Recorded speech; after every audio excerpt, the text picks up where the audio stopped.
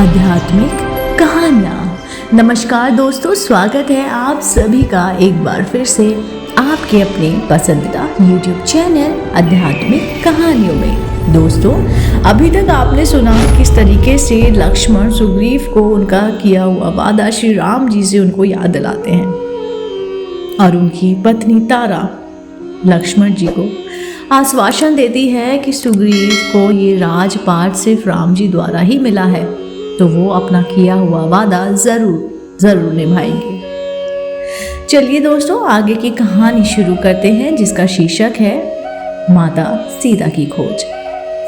दोस्तों, कहानी शुरू करने से पहले मैं आपसे जानना चाहती हूँ कि क्या आप अपने जीवन में कुछ नया सीखना चाहते हैं? अगर हाँ, तो आप मेरे चैनल आध्यात्मिक कहानी को तुरंत से सब्सक्राइब कर लीजिए, क्योंकि ऐसी ही धार्मिक पौराणिक कहानी कथाएं हम अपने चैनल द्वारा आप तक पहुँचाते रहते हैं। चलिए कहानी शुरू करते हैं। सीता की खोज। लक्ष्मण से प्रेरणा पाकर सुग्रीव ने अपने युद्धपतियों के साथ रामचंद्र जी से मिलने के लिए प्रस्थान किया। एक पालकी मंगाकर उसमें पहले लक्ष्मण को आरूढ़ किया और फिर स्वयं भी उसमें जाकर बैठ गए। शंखों और भेरियों की ध्वनि करते हुए सहस्त्रों वीरों के साथ सुग्रीव वहां पहुंचा, जहां पर श्री राम निवास कर रहे थे। लक्ष्मण को आगे करके और हाथ जोड़कर विनती भाव से सुग्रीव श्री रामचंद्र जी के सम्मुख खड़ा हो गया।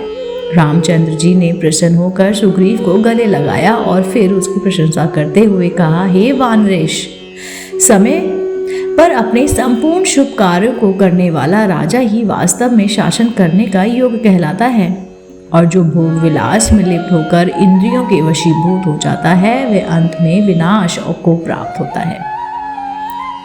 अब तुम्हारे अघोग करने पर और उद्योग करने का समय आ गया है। अतएव तुम अपने मति अनुसार जैसा उचित समझो वैसा कार्य करो, ताकि सीता का पता मुझे शीघ्र से शीघ्र पता चल सके। श्री राम के नीति युक्त वचन सुनकर सुग्रीव ने कहा, हे प्रभु, मैं तो आपका अकिंचन दास हूँ। मैं आपके उपकार को कभी नहीं भूल सकता। जनक नंदिनी की शीघ्र खोज करवाने के उद्देश्य से मैं इस सहस्त्र वानर युद्धपतियों के साथ आपके समक्ष उपस्थित हूँ। इन सबके पास अपनी अपनी सेनाएं हैं और ये स्वयं भी इंद्र के समान पराक्रमी हैं। आपकी आज्ञा पाते ही ये लंकापति रावण को मारकर सीता को ले आएंगे। उन्हें आप इस कार्य के लिए आज्ञा प्रदान करें। सुग्रीव की उत्साहवर्धक बातें सुनकर राम बोले, राजन, सबसे पहले तो इस बात का पता लगाना चाहिए कि सीता जीवित भी है या नहीं। यदि जीवित है तो उसे कहाँ रखा गया है? रावण का निवास स्थान कहाँ पर है? उसके पास कितनी और सेना है? वह स्वयं कितना पराक्रमी है?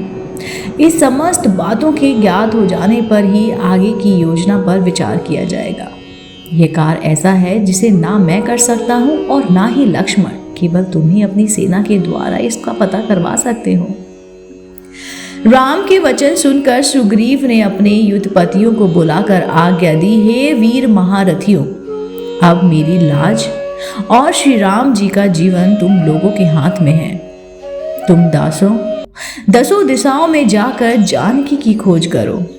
उन सभी पर्वतों की, दुर्गम कंदराओं, वनों, नदी तट, समुद्र, द्वीपों, कहीं कहीं पर भी जाओ। उन गुप्त स्थानों को छान मारो जहां उनके होने की तनिक भी संभावना हो। आकाश, पाताल, भूमंडल का कोई भी स्थान छिपा नहीं रहना चाहिए। 1 मास के अंदर जानकी जी का पता मिल जाना चाहिए।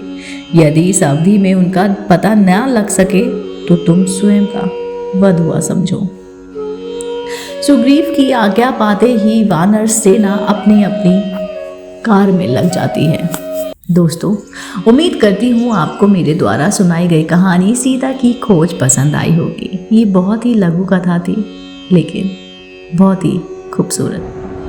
दोस्तों, अगर आप ऐसी ही धार्मिक और पौराणिक कहानी कथाएं सुनना पसंद करते हैं तो आप मेरे चैनल आध्यात्मिक कहानियों को तुरंत लाइक कीजिए, शेयर कीजिए और सब्सक्राइब करना बिल्कुल भी ना भूलिए। मैं मिलती हूँ आपको जल्द ही इसी चैनल पर एक नई रोचक धार्मिक कहानी के साथ। आप देख रहे थे आपका अपना पसंदीदा YouTube चैनल आध्यात्मिक कहानियाँ।